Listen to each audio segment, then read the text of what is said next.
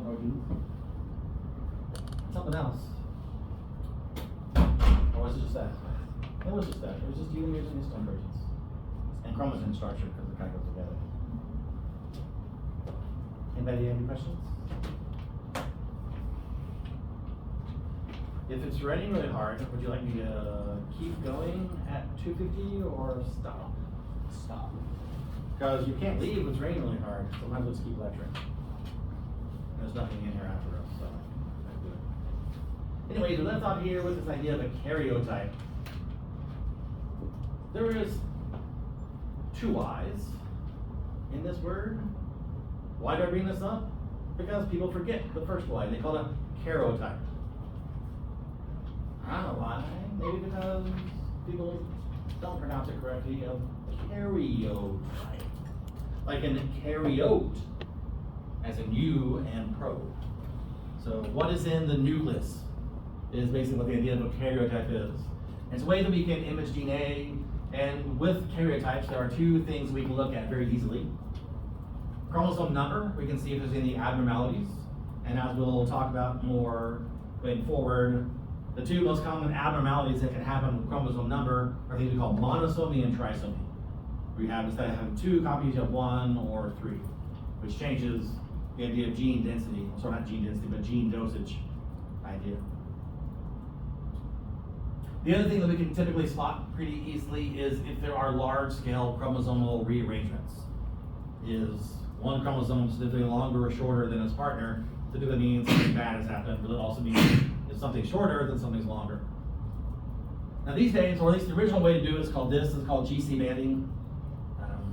Basically you add a dye that binds certain types of DNA sequences like G's and C's more than A's and T's. And I think this is the sort of the basis of that yellow-purple coloration on that earlier slide about the chromosomes. But today we have a little bit more unique and sophisticated techniques that can actually color each chromosome differently based off of the DNA sequences that are present. And the beauty of this colorimetric format here is you can more easily spot if things get moved to the wrong place. Because if there's blue and green not supposed to be there, that's a bad thing. Like, is that thing supposed to be here right there? Or should it be like the other one where it's all brown? Where did this thing come from? Because you can color it, you can typically say like, oh, this came from somewhere else. And where did it come from? Probably right there, because that one's a little bit shorter than the other one. Where did the other piece go? I don't know. Let's find out. Is there anything that's longer, shorter? You see brown anywhere there's not brown? Anybody? Anybody? You guys know Bueller? You know Bueller? You know Bueller? Yeah, here's you. Karyotypes. Chromosome number and large L chromosomal rearrangements. And those types of chromosomal rearrangements, we'll talk about them later. Not yet. So we can't really say anything about how many chromosomes does an individual have. We can generally say that as you get more DNA, you have more genes, but there is not a one-to-one correlation to that necessarily. But when we look at organisms with sort of the same number of genes or same amount of DNA, they can have very different numbers of chromosomes. And everything is individual. That's one of the other things we can think about with karyotypes is the number of chromosome pairs we see should identify this species that we're looking at, even though there are some that have the same number of chromosomes. You might not have noticed on the karyotype, but there are two different types of chromosomes that are indicated on the karyotype. One of these are called the autosomes, and the other are called the sex chromosomes. And for humans and other organisms that undergo or utilize the sexual reproduction process, the autosomes are the non-sex chromosomes. You can think of them, these are the things that make you human, or these are the things that make you a gorilla, or these are the things that make you a tree, which is lots of different types of trees, but it was abbreviated there. The sex chromosomes are designed to do what they're supposed to do, differentiate a male from a female in some way or another. XY are the names we use for the sex chromosomes in humans. In other organisms, the sex chromosomes have different names and sometimes different meanings. XX can be female for humans, but it could be something else for other organisms. And sometimes you see things like W and Z and all sorts of weird things. Now, I don't know why people can't use the same naming convention. Because people want to be different, people want to be unique. I guess the only thing you think about is, why would birds and humans be the same? Why shouldn't they have different sex chromosome names? But I can see where you don't want to call everything X because X is a certain chromosome with a certain length. And if it's not the same size, why not call it something else? I guess it makes sense. Now these days, we get into a really big discussion when it comes to gender and sex and what does that mean. In this class, we typically have to worry about the DNA. What does your DNA say about you? But there are some things we can think about with DNA that isn't always necessarily true. And we have a lot of cases where genotype and phenotype don't always match. And so even though you could be, or would be, one of these particular genotypes, because of the way things are turned on or turned off, you could be more or less female or male. So sometimes genotype is not the only driving force between what your outward characteristics look like, or what your, I won't say mentality, but that's mentality is not necessarily a genotypic thing. But there are cases where XX does look more masculine, cases where XY does look more feminine. It's because of the way the genes are turned on or used and the outcome of that expression level. So it's not just what does your DNA say about you, it's always how do you use that DNA, or how is that DNA expressed in the proteins? How much of them are around, how functional are they? But when we think about trying to determine the sex of an individual, XX for female, XY for males. And as we talked about earlier, there is a problem that exists between this dichotomy of the sexes. There's twice as much X in one sex than in the other sex. And how do we deal with that problem? And we call this problem gene dosage. There's basically twice as much of X in one versus the other. So how do you bring this down or bring this up to make them equal? That's going to be end of that story is going to come up in just a second. It does revolve around the idea of gene dosage, making sure that everybody in the species should have the same number or same amount of everything be sort of normal or regular. It's a little bit better way to think about it. I don't know about other organisms, so we can't talk about the other organisms that are on the last slide and whether or not these chromosomes are very similar or very different. But in humans, the X chromosome is significantly bigger than the Y chromosome. And when we look at what is on the X chromosome, there are a lot of important things to making you human. The Y chromosome really only contains things that make you male. So the absence of that chromosome makes you female, the presence of that chromosome makes you male. But you still need an X, because without X, you're not human. So everybody has an X. It's just what else do you have to change whatever type of developmental factors and conditions and events happen to distinguish a male from a female. A lot of scientists have tried to look at the X chromosome and the Y chromosome and try to look backwards in time by doing some evolutionary studies of early humans. And what they found is the Y chromosome is most likely a derivative of an original X chromosome. So everybody started out as XX. Before sex even existed, there was an X chromosome, or maybe it was called something else back then because we weren't around, so who knows. Maybe it was called 23. Maybe it was called number 1 because it's pretty big. And why do we think that X and Y are related to each other? Well, there are some DNA sequences that are in common between the X chromosome and the Y chromosome, and they are called these PAR regions, or sites. You don't want to call it PAR regions because that's regions, and that's redundant. But PI stands for pseudo-autosomal. Again, Y chromosome 1 from mom is like chromosome 1 from dad. It's because they share similar DNA sequences. Same genes, same order, a few other things we'll talk about as we keep going forward.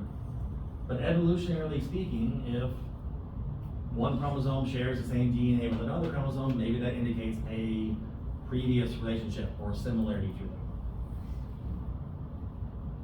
cool things about the X and Y, at least for the pseudo-autosomal regions, are these sites are important during the process of meiosis. Because X and Y need to pair together during the process of cell division, just like an X and X would pair together. And if X and Y are too different, they would never pair together, and that would screw up all cell division.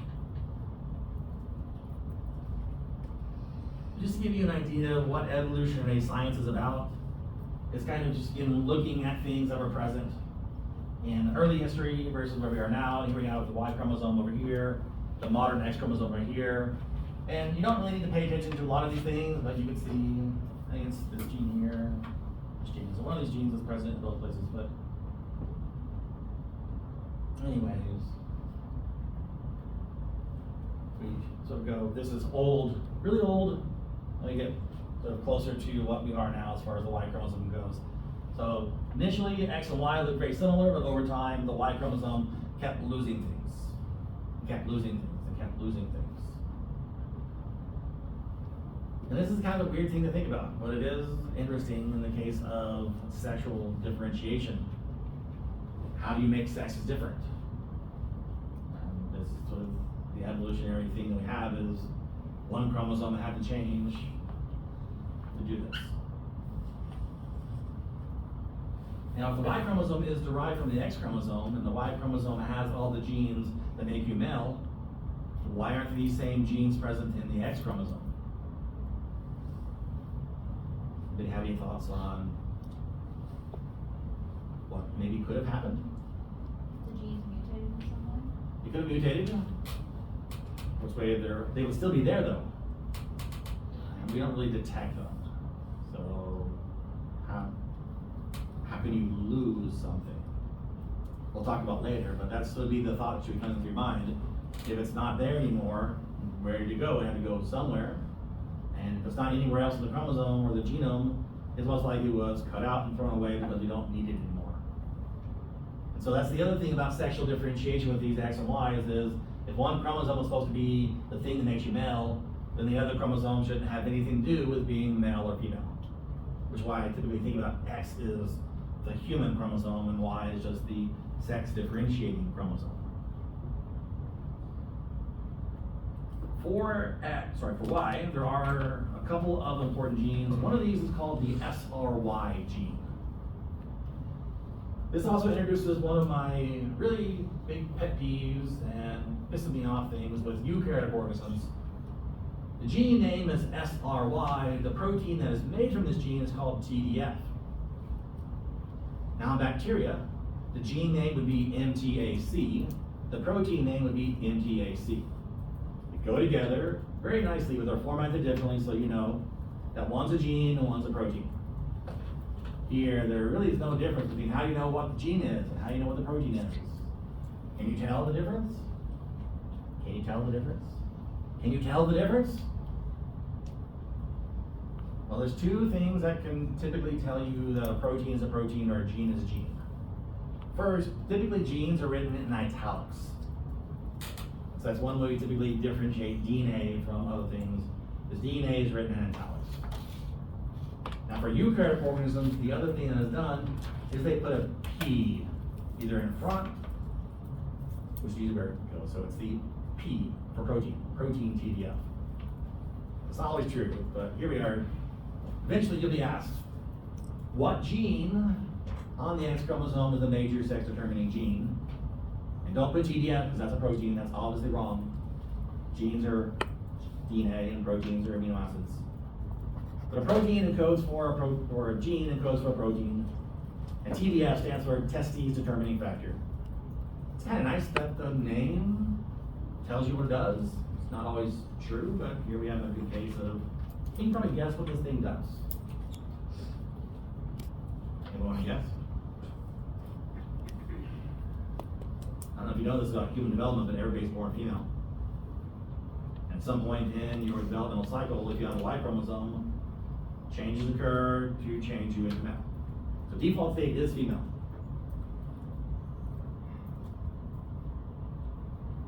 Cool, right?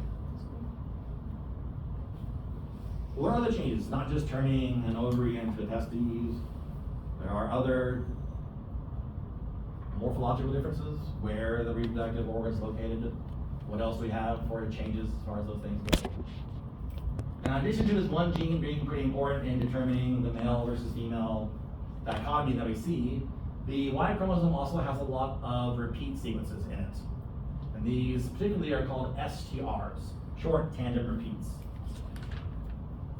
These STRs are actually very useful in identifying people as relatives or as suspects.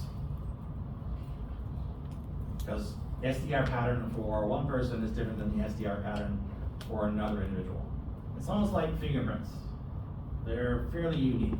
Have you ever seen any TV show where it's like CSI or whatever, they go to the courtroom and say, I measured the DNA that was found at the scene of the crime, and we tested the DNA of the suspect, and look, they match. That's sort of this idea of looking at these sort of STR piece of DNA. And so the Y chromosome does have a lot of these. Does anybody know who Genghis Khan is? I'll get back to that. What's your question? Like what kind of thing do they use to determine the DNA? Is it like hair that's left behind? Anything, just about everything has DNA. So anything that has a cell they can look at. Yeah. Semen, blood, hair, just skin cells touching something is enough to sometimes leave enough tissue that you can get DNA from that.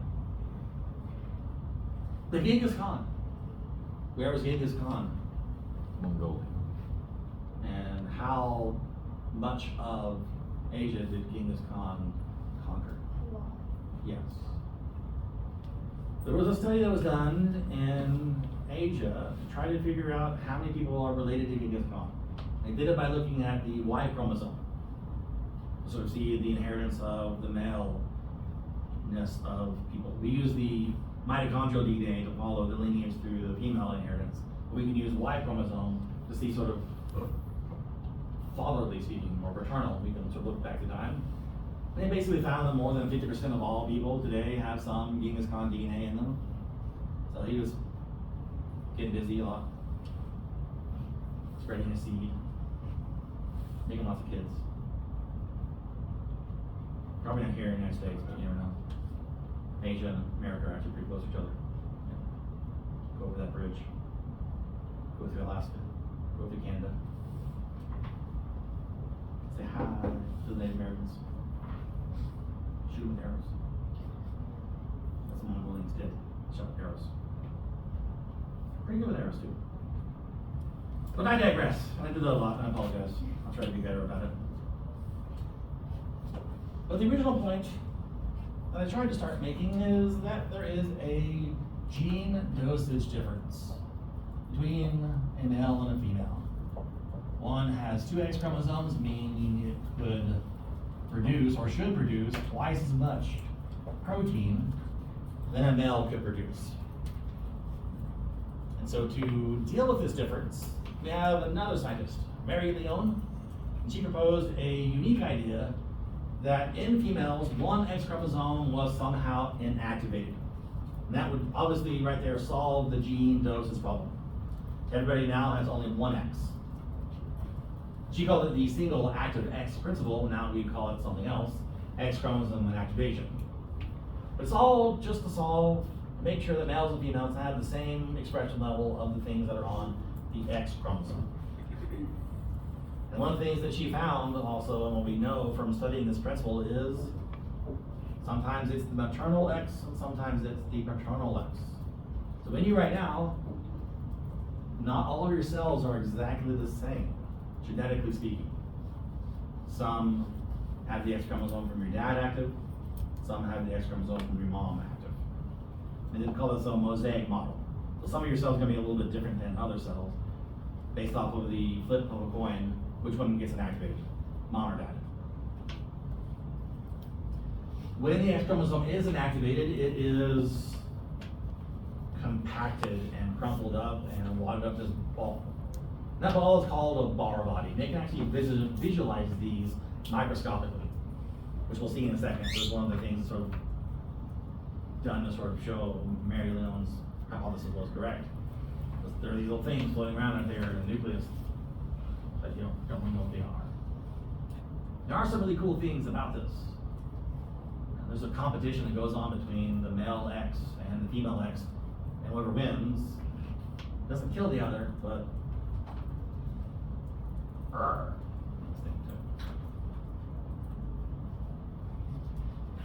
I don't know if anybody knows anything about calico cats, but it turns out that they explain the calico cat pattern based off of what chromosome is actually inactivated in each of the cells that makes a different colored fur. That's what the books say. Not sure.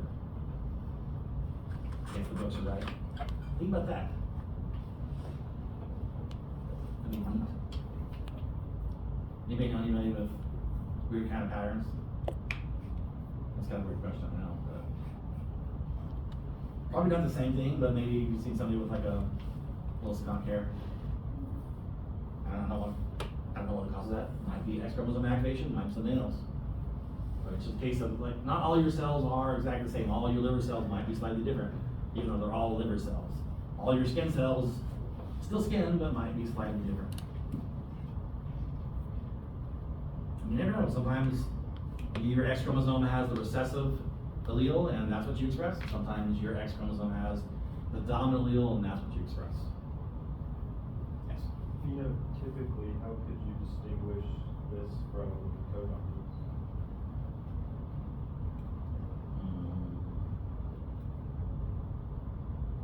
Well, I have to think about that a little bit.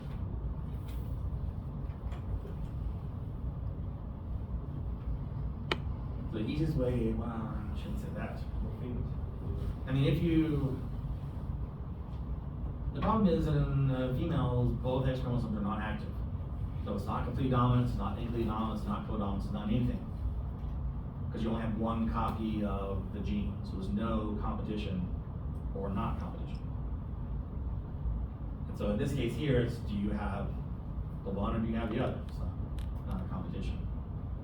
And that's, I guess, maybe the easy way to define it is how you determine between whether it's dominance or not, or this, is do you have two active chromosomes or do you only have one active chromosome?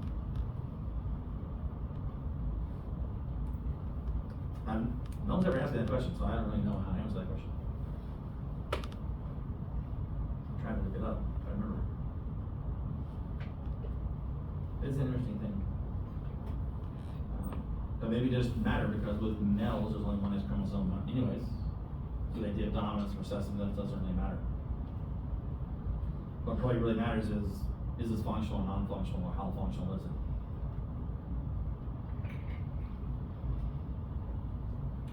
In case you would like to look at primary literature, how many of you have ever looked at a primary literature, which is an actual scientific paper? Here's one from 1949. Was anybody born in 1949? That was I. It's pretty old. But that little dot, that's a X chromosome that has been squished down into a little circle. And that little dot right there, also a little X chromosome. Why does this one have that little dot?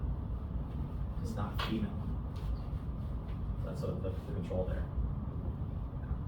Anyways, hey, they're there, they're pretty neat. Now, why does this happen, or how does it happen? It's a fun regulatory story that involves RNA, which will foreshadow something for later on in the semester. There is a DNA sequence in every X chromosome that's called XIC, which stands for X Inactivation Center. And this piece of DNA is going to make a RNA molecule called X, X-I-S-T, which stands for X Inactivation Specific Transcript, which the idea of the word transcript should tell you it's an RNA molecule. So if you know what the T stands for, you should be able to remember that it is an RNA molecule. It's not a messenger RNA, so it's not going to be translated. It's what we call a non-coding RNA. And in this case, this non-coding RNA is involved in regulation and control rather than gene expression. And so what happens is the gene XIC makes an RNA X, and then X will bind to the DNA sequence. Because the RNA is made from the DNA, the RNA can base pair to the DNA. Remember, the transcript is complementary to the template strand. So those two things can go together nicely. And then once that first RNA binds, it's able to recruit more RNAs. And you start to build this thing that covers the entire chromosome. And so this forms a weird type of structure that makes the DNA unusable. And there are lots of papers that have tried to explain this model. I looked at a few. This one from 1991 suggests that the chromosome is sort of folded back on itself by some various mechanisms using telomeres and centromeres and the X RNA. Other models sort of confirm that idea that the X RNA just makes this DNA sort of keep binding to itself. It does take some time, but eventually the X RNAs should be able to coat the entire X chromosome from one end to the other end so that none of the DNA in that X chromosome is available for transcription, meaning no gene expression from that chromosome at all. You don't need to understand the actual mechanism, but the connection between the XIC DNA and the X RNA binding to each other and activating the chromosome is an important sort of story of how this thing works. Because it is a prime example of a regulatory mechanism that's commonly used in eukaryotic organisms. The last part of this chapter deals with terminology that tells us how much DNA does an individual have. And first we have the word euploid. EU, true. The true ploidy. And typically true ploidy means you have an equal number of each chromosome. Examples of euploidy are haploid and diploid and triploid. And quadruploid and quintuploid and octuploid and dodecaploid. And I don't know how many ploids you can get, but you can get a lot of them. If you have an equal number of everything, then that is your ploidy state and you are a euploid state. And for diploid organisms like us, we have 2 copies of everything except X. And we inactivate one of those X's. And Y doesn't really matter, because who cares? It doesn't add anything other than making you dumb. Right? Everybody agrees, men are dumb. We're from Mars or Venus. Did you ever know that book? Women are from Mars, men are from Venus. No, it's the other way around. Either way.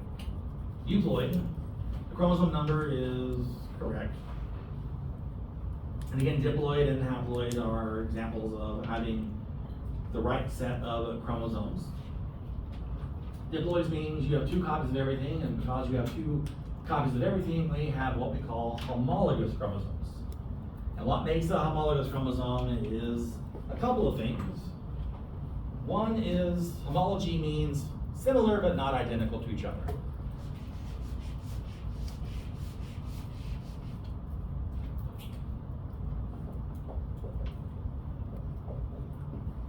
There's a slide that mentions all of this, but I know it's later on in the semester. So it is worth just thinking a little bit about homologous chromosomes. What is the same between one homolog and the other? It all mostly revolves around the genes, same gene order and same gene content. So there should be no variation between the maternal and the paternal chromosome as far as what's there and what order the things are. Because they're homologs, they're also going to be the same length in relative size, and also because of that, they also typically should have, and will have the same centromere position. So they look exactly the same, they have all the same genes and all the same order, but what makes them different is they came from different sources. Because they come from different sources, the DNA sequence is not going to be 100% the same. And so what we typically say is going to be different is what allele do you have? That's what really separates the maternal copy from the paternal copy. And we talk about dominance versus recessive a lot when we talk about alleles. Sometimes you might have two different recessive alleles or two different dominant alleles. You never know what you have. But they're not going to be 100% identical because they are not copies of each other. They are similar but not identical. It should be a phrase that should ring through your head for the entire semester. Similar but not identical.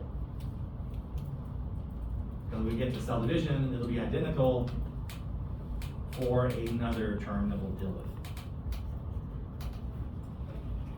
Now for us, our cells are almost always diploid, but when sexual reproduction is needed, we make haploid cells.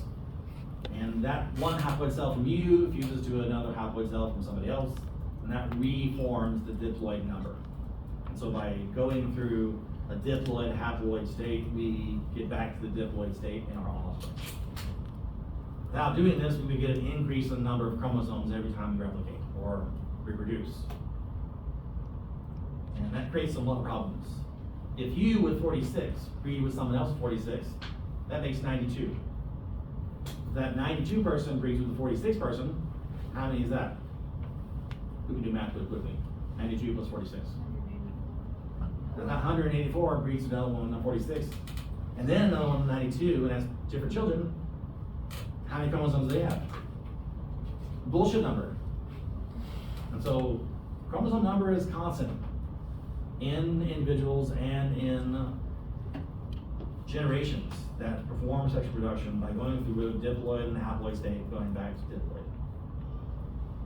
Now, a lot of plants will actually go through a polyploidy state, where they increase their number of chromosomes from the diploid number to something higher. And for a lot of plants, a triploidy state typically indicates that that individual will be a sterile plant. And sterility is hard to really measure, but if you've ever eaten any seedless fruit, that's probably a hybrid that is now triploid rather than diploid. Does anybody know a seedless fruit? Watermelon. You can get seedless watermelon, you can seedless grapes, bananas, you don't call them seedless, but they are. Do you know what the seed is in a banana? Little black specks that when you cut it open, you can see little black specks. Those are the seeds. Compare a banana to a plantain. There's a pretty big difference in that size, that little thing right there. The plantains are not genetically bred to be sort of seedless. Speaking of bananas, you know all bananas on the planet are monoculture.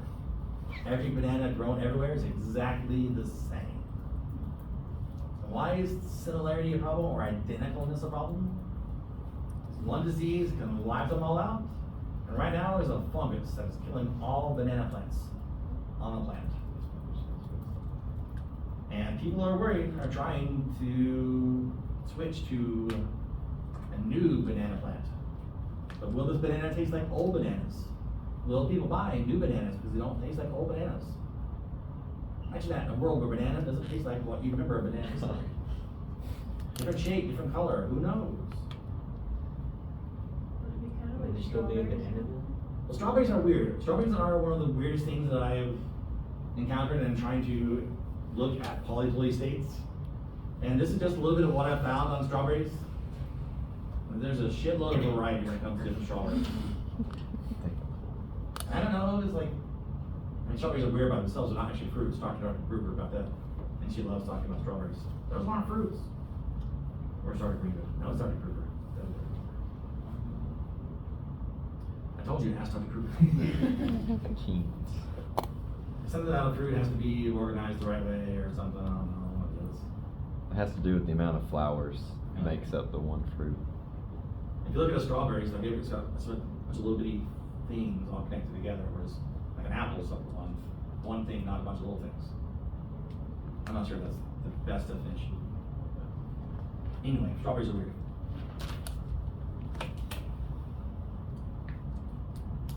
But for a lot of plants, polyploidism is normal, and sometimes we have made plants polyploidy, agriculturally speaking. Wheat is a good example of something that has been genetically engineered by just breeding processes of taking two different plants, breeding them together to make something that's more attractable for agricultural purposes or make something easier to deal with. In this example, we call them allopolyploidy, meaning it's a mixture of two different ancestral species. Autopolyploidy is when you have your own DNA multiplied by some factor. And so basically here, what makes allopolyploidy possible is sex without going through the haploid state first. You see two diploid cells fused together, and you get in this case, a quadruploid, although wheat is alloploid, hexo, so these are 6 copies of everything in there. But if a cell were to replicate its DNA and not divide, then you could be in the state of maybe you're an autopolyploid state, because now you have 2 copies of everything beyond the 2 copies you already had, so now you have 4 copies of everything. But it all depends on sort of where did you get your other DNA from? Your cell or from somebody else? It makes you auto versus allo. And I found one example of polyploidy in animals with a tree frog, and one of the things that's fun about this tree frog is it's 3 different species combined together to make it. And couldn't find out which 3 species, but at some point or other in history, things went together. What's that? Is it sterile? I don't think so. Is it still around? If it's still around, it has to be able to reproduce. So. No, its natural state is this state. Like wheat, its natural state is the state it's in, and it, makes pollen and whatever. It's a plant, right? It's got that pollen. But yeah, it is able to reproduce. And some of you may know the basic definition, or the classic definition of species is you can only breed with yourself and make successful individuals. That's not always true. Some plants you can breed together to make still plants that are reproductive. And especially bacteria, breeding is not really this thing, so we can do some weird things. But as we have 2 definitions here, auto, self, versus allo, different. And what we love to do in science is to put the letter A in front of something to make it different. Like normal becomes abnormal. It's not A, but it's still the same thing. Or typical becomes atypical. And so euploid, having a complete set of all chromosomes of some number, we have aneuploid, meaning there's an imbalance in the number of chromosomes that are present. And for aneuploid states, that's where we dive into the idea of monosomy and trisomy. For monosomy and trisomy, the individuals are diploid for everything except 1 chromosome, typically. It's very rare to be monosomy for 2 chromosomes, or trisomy for 2, or monosomy for 1 and trisomy for another. These things are rare events to happen.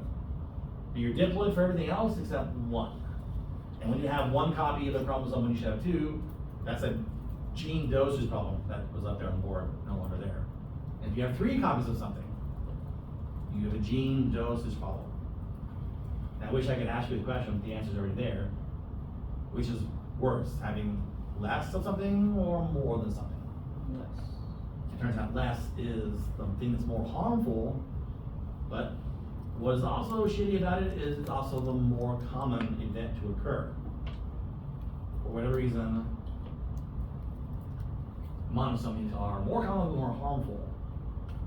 As we'll see, there's a tie between monosomy and trisomy we need to think about. But definitely, as far as lethality goes, lacking something is worse than having too much of something. And it becomes a mathematic problem. If you have 1 chromosome when you should have 2, that's a 50% difference in gene dosage. If you have 3 instead of 2, that's only a 33% increase. So you're worse off when you have less than when you have more. And who loves mathematics?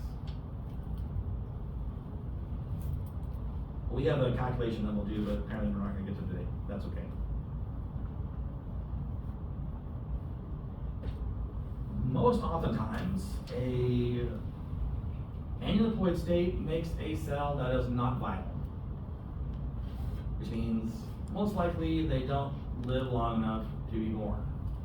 So a lot of times, you or a woman will miscarriage without even knowing that they have miscarriage because the cell mass aborts itself through an apoptotic event where you sacrifice yourself or kill yourself because there's something going wrong. But some of these aneuploid states can be born, and some of them live relatively normal lives.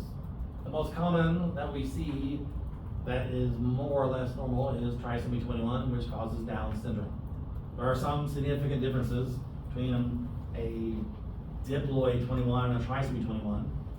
There's some mental developmental disorders, there's some structural differences and some the appearances, but that is one of the most allowable trisomies that we know about.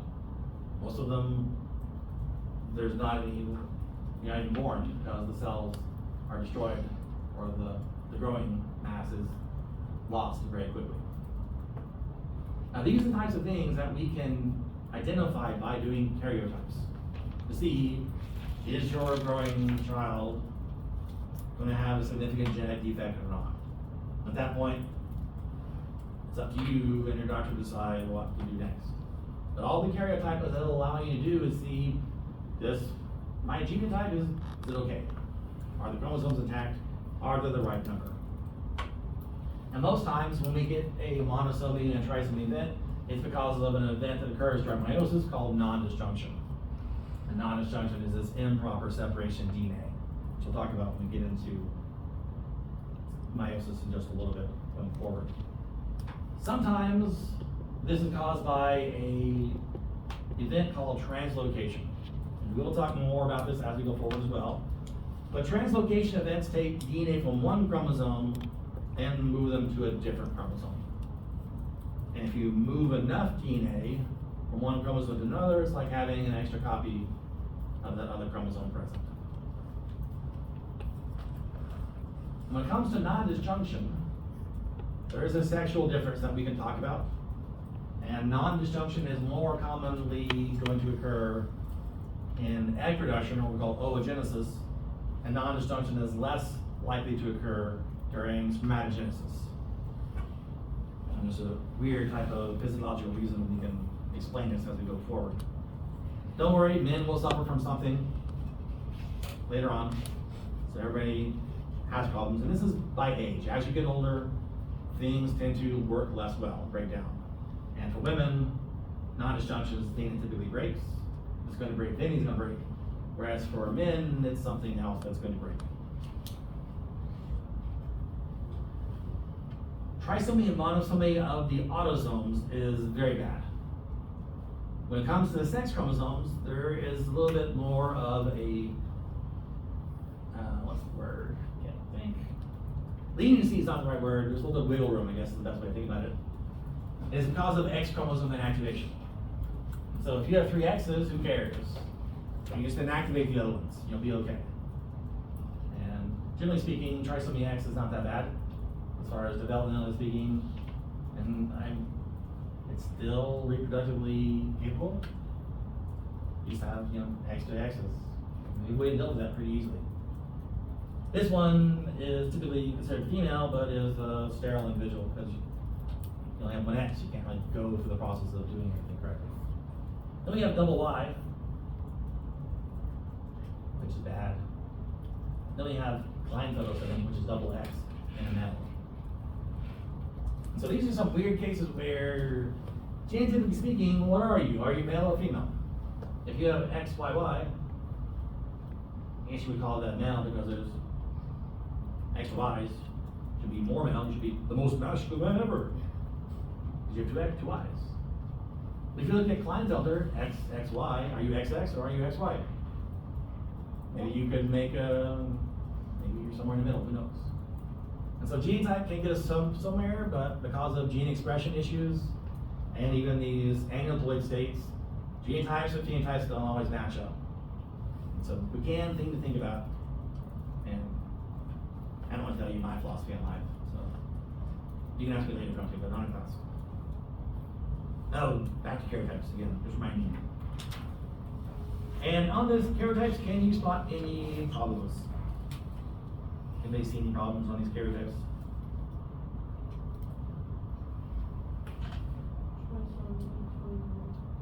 Yeah, we have here, trisomy 21, you can see three little guys. What about that one? Is that a normal one or an abnormal one? Trisomy 13. And so you can see over here we have trisomy 13. So again, that is the power of a karyotype. And if you do, and these are genetic tests that are done very early on in a pregnancy, to see is there a potential problem. Why are there multiple sets on the left side for 2 and 3? What do you mean? You always have two copies of everything. One, there's these two, that's two. This one here? Mhm. And then the next one is? Well, they don't have 4 and 5 labeled. So they either don't know which one they are, so they just haven't labeled them. So that's the thing that's missing, 4 and 5 are missing in this one. But they're not missing over there. Sometimes you can't really see things, which is the problem with this is sometimes it's hard to tell what things go together, and depending on how they sort of come out of the process, they may be weird shaped, like, you know, a J or an M. But when you do the chromosome coloring method, it's a lot easier to put things together as pairs. And so monosomies, trisomies, very easy to detect by karyotype. And also very easy to detect most times are large-scale chromosomal changes. Translocation is one of those things that causes some pretty important differences. And so when you see things like this, where you can line up for half of it but not the other, that's an issue. Now the question is, why is this a problem? So it's one thing you want to think about. You haven't lost any DNA, you haven't gained any DNA. The gene dosage is still the same, but why is this a problem? Why is having part of 1 on 9 a problem?